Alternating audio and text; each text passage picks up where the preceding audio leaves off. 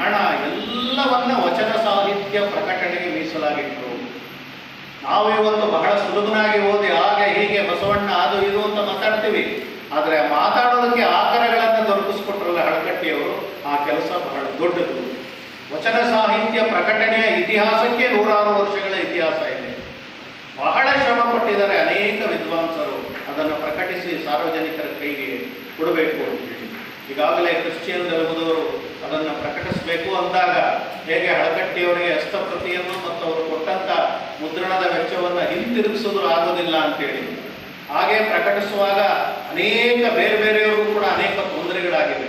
ಆ ಪ್ರಕಟಣೆಯ ಇತಿಹಾಸದಲ್ಲಿ ಅವೆಲ್ಲ ದಾಖಲಾದರೆ ನಿಜವಾಗಲೂ ಕೂಡ ಆ ಒಂದು ಕನ್ನಡದ ಅಸ್ಮಿತೆ ಅಂತ ಇವತ್ತು ನಾವೇನು ಗುರುತಿಸ್ತಾ ಇದ್ದೀವಿ, ವಚನ ಸಾಹಿತ್ಯ, ವಚನದ ಭಾಷೆ, ಇವನ್ನೆಲ್ಲ ಎಷ್ಟು ಕಷ್ಟಪಟ್ಟಿದ್ರು ಅವರೆಲ್ಲ ಹಿಂದೆ ಗುರುತಿಸ್ಕೊಡೋಕ್ಕೆ ಅನ್ನೋದು ಗೊತ್ತಾಗ್ತದೆ.